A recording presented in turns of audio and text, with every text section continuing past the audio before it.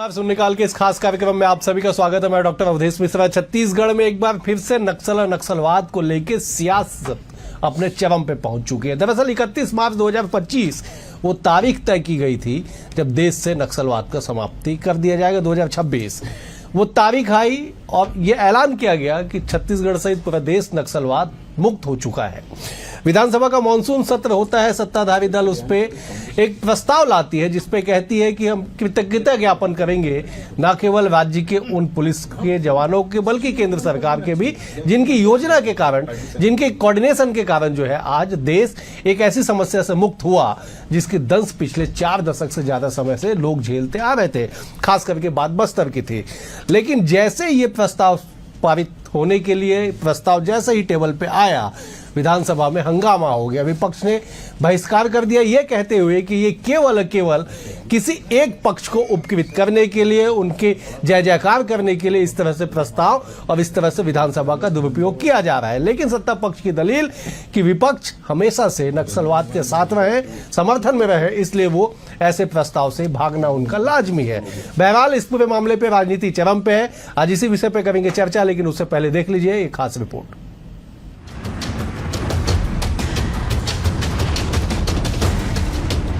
छत्तीसगढ़ विधानसभा का मानसून सत्र उस समय सियासी अखाड़े में तब्दील हो गया जब सदन के पटल पर नक्सल मुक्त छत्तीसगढ़ की गूंज सुनाई दी। करीब 5 दशकों के खूनी संघर्ष और लाल आतंक की त्रासदी झेलने वाले सूबे को 31 मार्च 2026 को नक्सलवाद से आजाद घोषित किया गया। अब मानसून सत्र के दूसरे दिन राज्य सरकार ने केंद्र सरकार का आभार जताया। मुख्यमंत्री विष्णुदेव साय ने इसे ऐतिहासिक बताते हुए छत्तीसगढ़ का नया सूर्योदय करार दिया। लेकिन ये आभार का धन्यवाद प्रस्ताव मानो विपक्ष के जख्मों पर नमक छिड़कने जैसा रहा। विपक्ष ने फौरन आक्रामक रुख अख्तियार करते हुए अविश्वास प्रस्ताव की मांग की और इस धन्यवाद प्रस्ताव का बहिष्कार कर दिया। दशकों बाद 31 मार्च 2026 को लाल आतंक से मुक्त हुआ छत्तीसगढ़। नक्सल मुक्ति पर केंद्र को धन्यवाद देने विधानसभा में लाया गया आभार प्रस्ताव। मुख्यमंत्री बोले, केंद्रीय गृह मंत्री की इच्छा शक्ति से नक्सलवाद समाप्त हुआ। धन्यवाद प्रस्ताव के खिलाफ विपक्ष ने सदन की कार्यवाही का बहिष्कार किया। नेता प्रतिपक्ष डॉक्टर चरणदास महंत ने प्रस्ताव को बताया चापलूसी। छत्तीसगढ़ विधानसभा में नक्सलवाद पर घमासान छिड़ गया है। मुख्यमंत्री विष्णुदेव साय और कैबिनेट मंत्री रामविचार नेताम ने प्रधानमंत्री नरेंद्र मोदी और गृह मंत्री अमित शाह के नेतृत्व की जमकर तारीफ की। उन्होंने कहा कि बस्तर अब लाल आतंक से मुक्त होकर विकास की नई कहानी लिख रहा है, जिसके लिए केंद्र का आभार। दूसरी ओर विपक्ष ने इसे सीधे चापलूसी करार दिया। नेता प्रतिपक्ष डॉक्टर चरणदास महंत ने आरोप लगाया कि यह जनता के मुद्दों से ध्यान भटकाने की कोशिश है। विरोध में पूरी कांग्रेस सदन से वॉकआउट कर गई। एक असंभव सा काम संभव हुआ है। डबल इंजन की सरकार बनने से माननीय प्रधानमंत्री जी का आशीर्वाद और हमारे केंद्रीय गृह मंत्री जी की दृढ़ इच्छा शक्ति के कारण नक्सलवाद समाप्त हुआ है।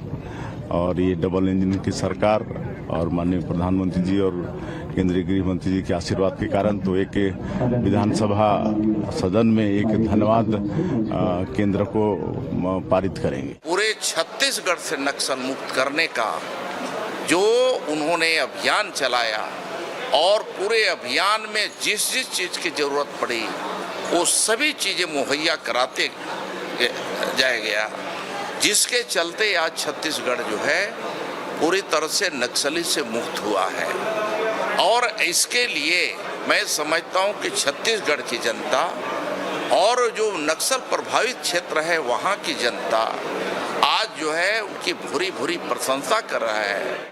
ये जो अर्ध सैनिक बल जो आते हैं दिल्ली से, मगर अभी पैसे मांग रहे हैं कि यहाँ से जो सैनिक बल लगाए गए हैं, केंद्रीय पुलिस लगी है, उसका पैसे दो। तो न तो हमारे प्रधानमंत्री जी का नाम है, न यहाँ मरने वाले शहीदों का नाम है, और इस धन्यवाद दे रहे हैं सिर्फ चापलूसी के लिए, चमचाई के लिए। तो ऐसे पर हम लोग भाग नहीं लेंगे, ये हमारा कहना है।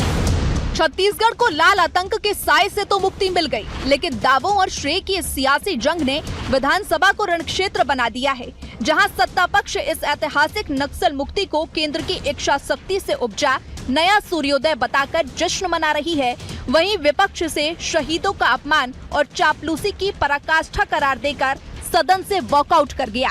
साफ है कि बस्तर की वादियों से बारूद की गंध भले ही छट गई हो, लेकिन छत्तीसगढ़ के गलियारों में इस ऐतिहासिक श्रेय को लूटने और खुद को जनता का असली हमदर्द साबित करने की यह सियासी चिंगारी अभी लंबे समय तक सुलगती रहेगी। बीएसटीवी के लिए शिवम दुबे की रिपोर्ट। इस रिपोर्ट को देख के आप समझ गए होंगे कि आखिरकार क्यों सदन में इस बात की चर्चा और विपक्ष का ये आक्रामक तेवर। चलिए सीधे चर्चा की शुरुआत करेंगे। 3 बेहद ही खास बुद्धिजीवी वरिष्ठ मेहमान हमारे साथ जुड़े। मेहमानों का परिचय आपसे करा देता हूं। बीजेपी की ओर से संजय श्रीवास्तव जी हैं। बीजेपी के वरिष्ठ नेता है, कई पदों पर रह चुके हैं, मौजूदा समय में कैबिनेट मंत्री का दर्जा है, नान के अध्यक्ष है। संजय जी बहुत स्वागत है आपका। कांग्रेस की ओर से आरपी सिंह साहब है, काफी वरिष्ठ प्रवक्ता है छत्तीसगढ़ कांग्रेस के, लगातार पिछले 20 सालों से टीवी डिबेट में अपनी पारी खेलते हुए आए। आरपी जी आपका बहुत स्वागत है। बतौर राजनीतिक विश्लेषक, सूबे के वरिष्ठ पत्रकार, सियासत को बेहद करीब से जानने वाले डॉक्टर अनिल द्विवेदी भी हमारे साथ। अनिल जी आपका भी बहुत बहुत स्वागत है। संजय जी, मैं चर्चा की शुरुआत आपसे करता हूं। सदन में विपक्ष की गैर मौजूदगी में धन्यवाद प्रस्ताव पे चर्चा करना लोकतंत्र के लिए कितना वाजिब है? विपक्ष सिरे से इसे क्यों खारिज कर दिया? देखिए, वास्तव में अवधेश जी, जिस बात की चिंता आपने की, उस बात की चिंता हमेशा से बीजेपी भी करती रही है। और आपने ये देखा कि संगठन के तौर पर भी पूर्ण रूप से लोकतांत्रिक रूप से बीजेपी काम करने वाली एक पार्टी है।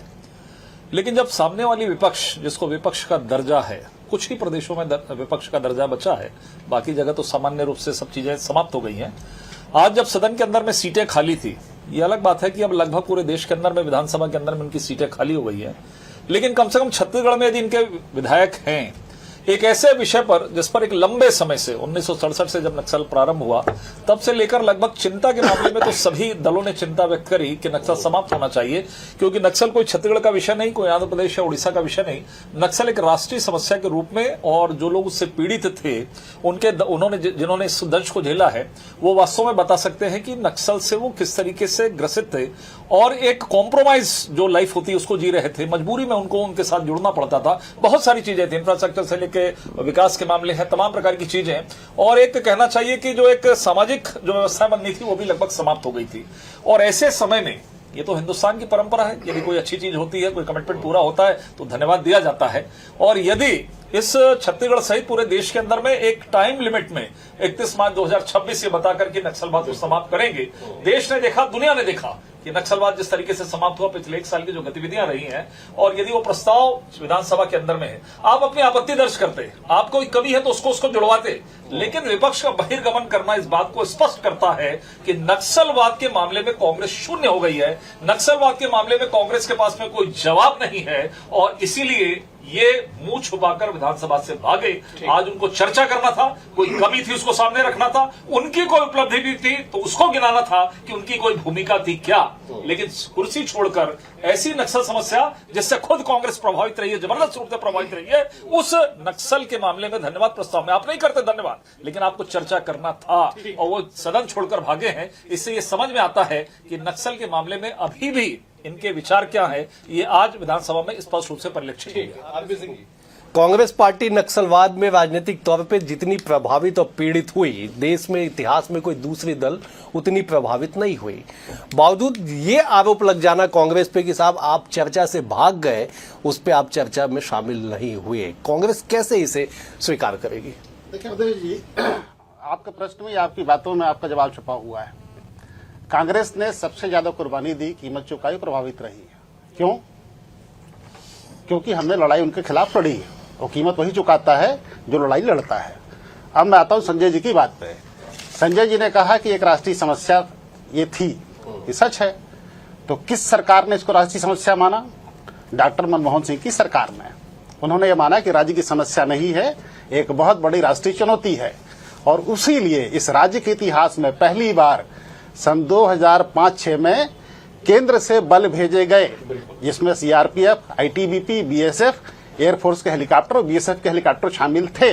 उसके पहले भारतीय जनता पार्टी की सरकार ने नक्सल से लड़ने के लिए केंद्र से कोई फोर्स यहां नहीं भेजी थी। बात आगे बढ़ती है, जब हमारी सरकार थी तो जब केंद्र के बलों की यहाँ तैनाती होती थी तो उसके ऊपर जो भी खर्च होता था वो केंद्र की सरकार देती थी। लेकिन जैसे ही मोदी जी की सरकार आई, वो पूरा वित्तीय भार जो है राज्य सरकार के कंधों पर डाल दिया गया। पैरामिलिट्री फोर्सेस के जो भी खर्चे हैं अब राज्य सरकार को देने हैं।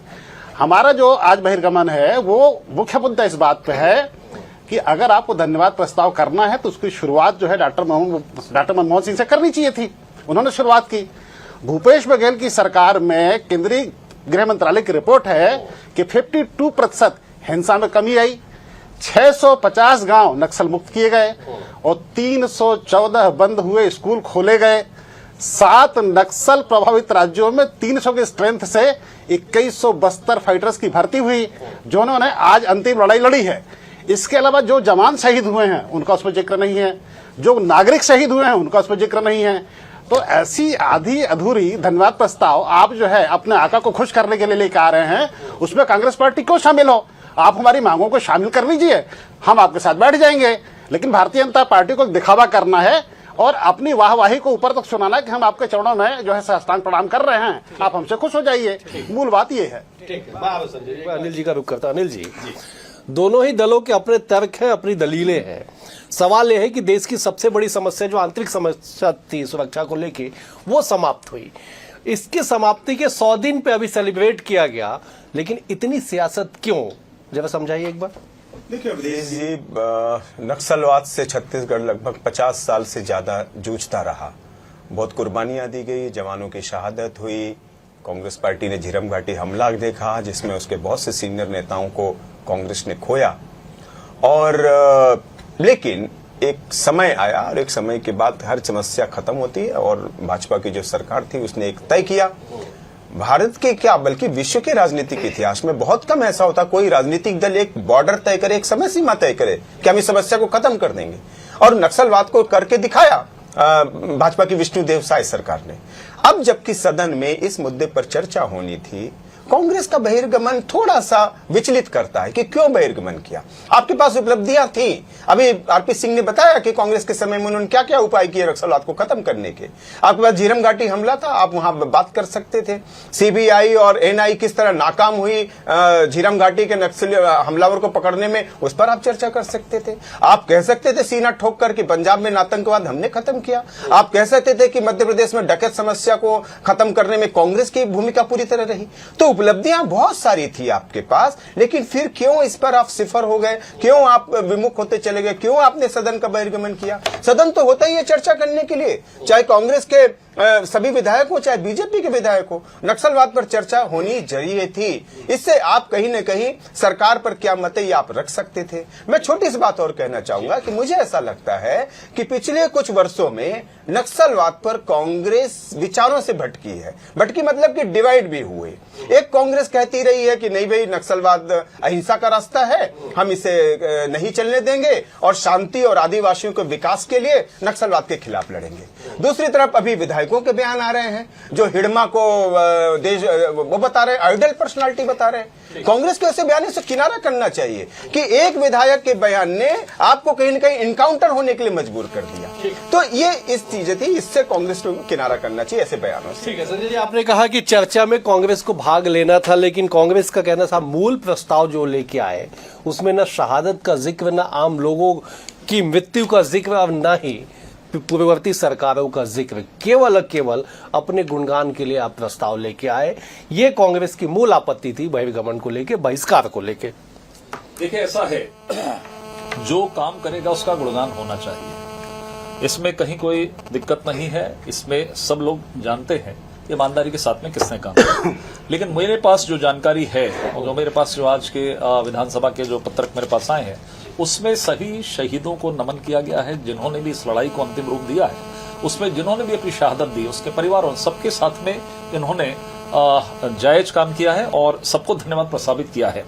देखिए ऐसा है कि कांग्रेस के साथ में दिक्कत यह है कि कांग्रेस, जैसा कि अनिल जी ने कहा, कि भटक गई है। वो दोहरी तिहरी मानसिकता के साथ में काम कर रही है।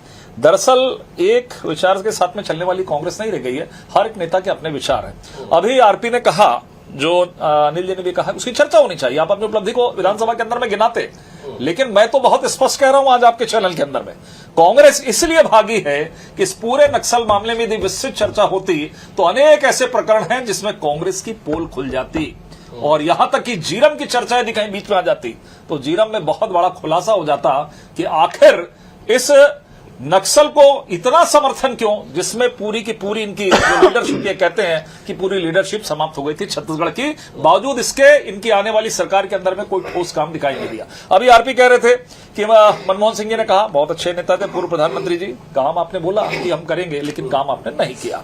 दूसरा यह है कि आपको वित्तीय भार दिख रहा है, आप कुछ तकनीकी मुद्दे को पकड़कर हम किस तरीके से घसीट सके, छोड़ो ना आप वित्तीय भार, दोनों सरकारें चला लेंगे।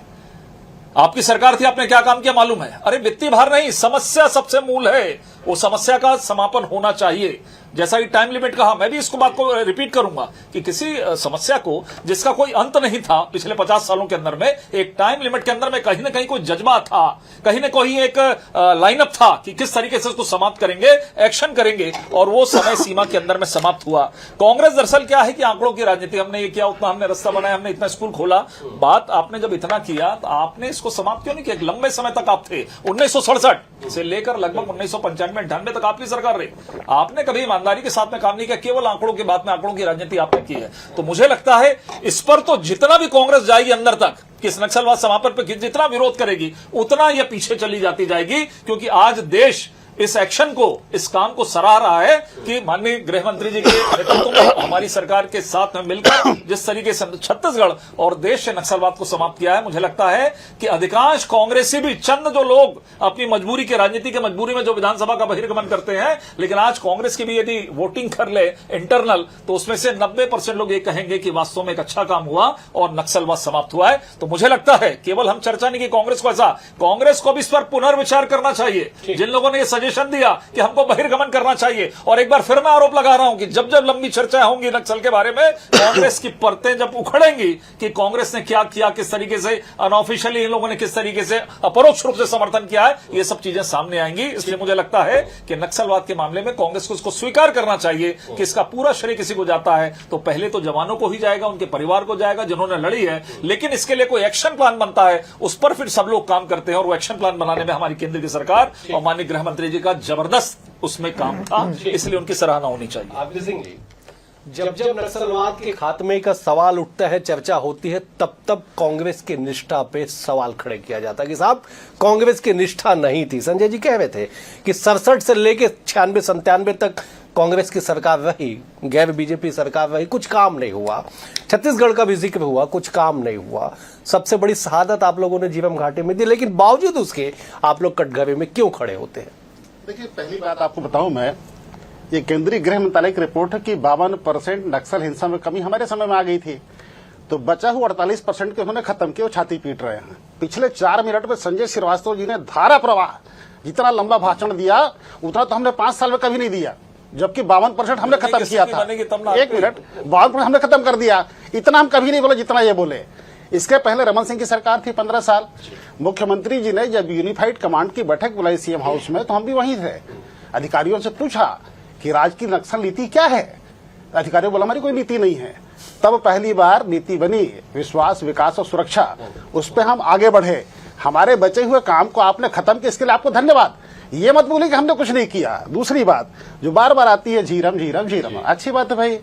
झीरम में जो लोग वहां प्रत्यक्षदर्शी थे उसमें से कुछ लोग आज भी जीवित हैं। वो बताते हैं कि वहां 2 नक्सल कमांडर थे, एक चैतू, दूसरा पापा राव। दोनों आत्मसमर्पित हैं, सरकार आपकी है, आपकी सुरक्षा में है। आप उनसे पूछिए इसके पीछे कौन शामिल था।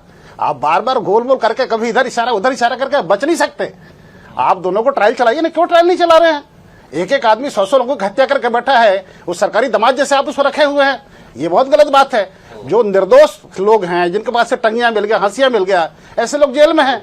और जो 100 लोग की हत्या किए हैं, जो झीरम में शामिल रहे हैं, अगर आपके मन में थोड़ी भी चिंता झीरम में शहीद हुए जवानों, नेताओं और आमजनों के प्रति है, तो चेतू और पापाराव के खिलाफ आप ट्रायल चलाइए।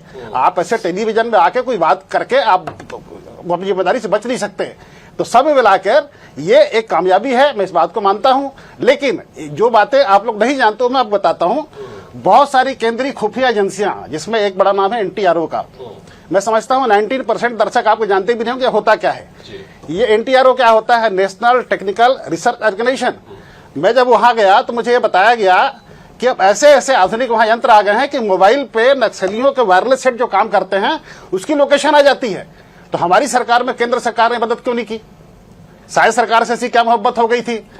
तो एक तरफा मामला रहा है। हमको जो है हमारे कार्यकाल में केंद्र से कोई मदद नहीं मिली। जितने हेलीकॉप्टर जितने जवान थे वही रहे, हमने अपने जवानों को भर्ती किया। हाँ, शायद सरकार ने अपने 2.5 साल के कार्यकाल में अगर जवानों की भर्ती की हो, एक भी जवान की भर्ती आप हमें बता दीजिए। तो जवान हमारे, कैंप हमारे, संसाधन हमारे, हेलीकॉप्टर हमारे, बंदूक हमारी, हथियार हमारी, छाती आप पीटो, ऐसा मत कीजिए। ठीक, संजय जी, बेहद गंभीर आरोप है कि कांग्रेस जहां पे लाके छोड़ी उस लड़ाई को आप आगे लेके गए।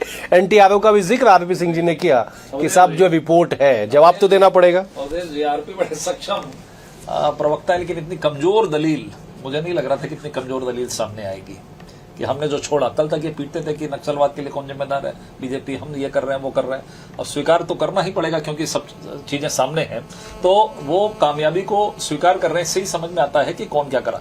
देखिए, ये पिछले 70-80 सालों के अंदर में सरकारें आती हैं, सरकारें बदलती हैं। 50 साल के इतिहास के बारे में कभी जानकारी नहीं दी। पहला सवाल यदि मैं ही खड़ा कर दूं कि भाई 1967 में आप सरकार में थे, आखिर ये पनपा क्यों? इसका स्वरूप कुछ दूसरा था, ये दूसरा स्वरूप बदला कैसे? 48 सालों के अंदर में आपने क्या उसमें डाला खाद कि इस तरह का फैल गया सब माओवाद? तो मुझे लगता है कि इस कहानी को कि ये हमने किया, वो किया, ये किया, आखिर देखिए, आपको ये नहीं, आप ये कहते हैं कि हमेशा इस बात को कहते हैं, आप हर चर्चा में कहते हैं कि हमको मदद नहीं मिली। अरे मदद देने वाला हो ना तो सबको मदद मिलती है।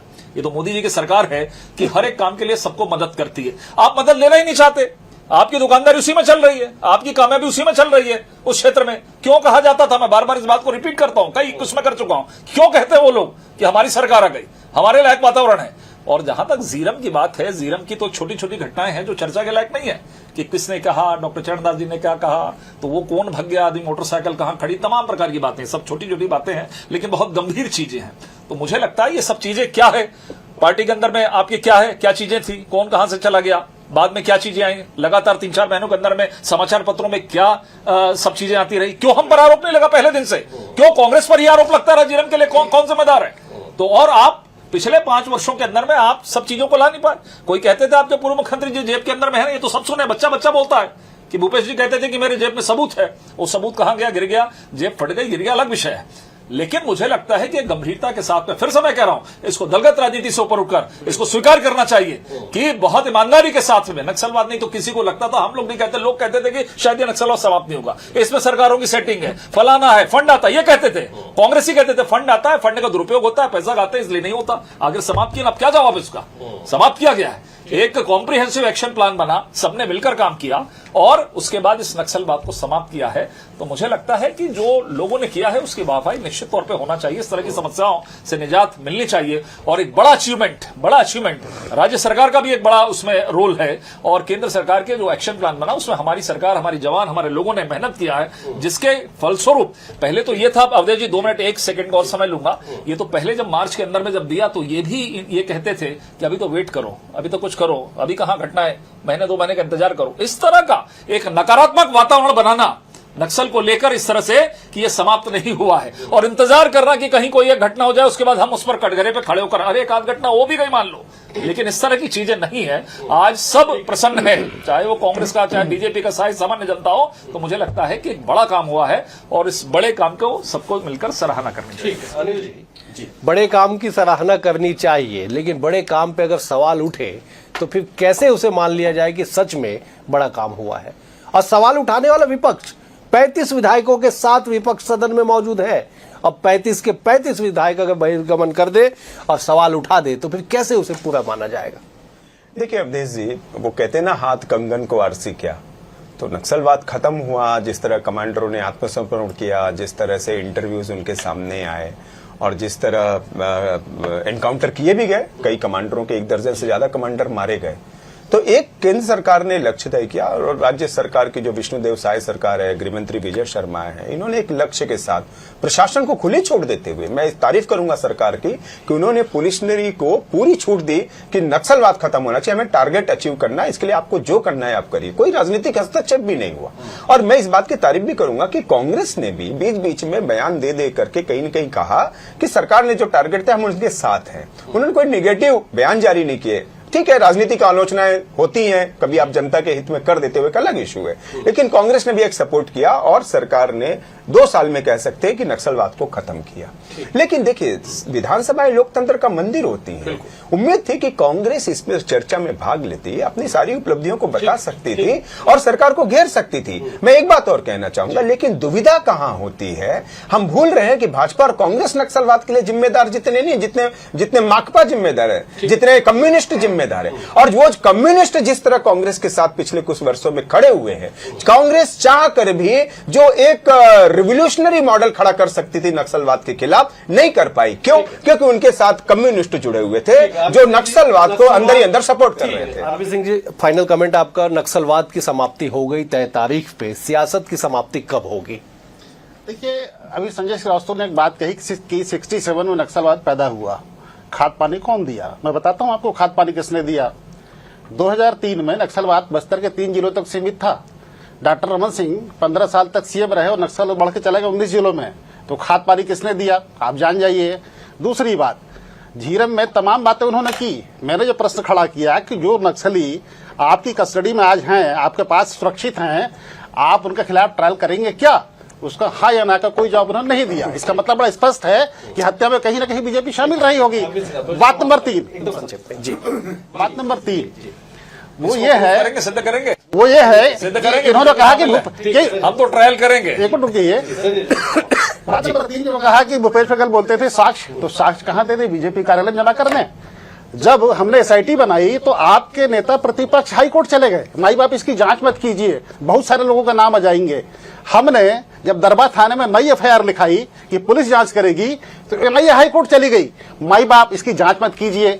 तो डर कौन रहा था जांच से? किसका नाम आने वाले था? अब तो आपको सब पता है और इस बात को जनता जानती है। समय बदलेगा, हत्यारों के नाम सामने आएंगे, ये मेरा आपसे वादा है। ठीक है, लेकिन इस नक्सल मामले में ये है आरपी, एक मेरी सलाह है, हाँ, मित्र होने के नाते इसमें जितनी गहराई में जाएंगे ना, तो उसमें कांग्रेसियों के नाम आते जाएंगे और शायद आज विधानसभा में भागने का बीजेपी के सुपारी कांड सामने आगे। ठीक, आप तीनों मेहमानों का बेहद शुक्रिया।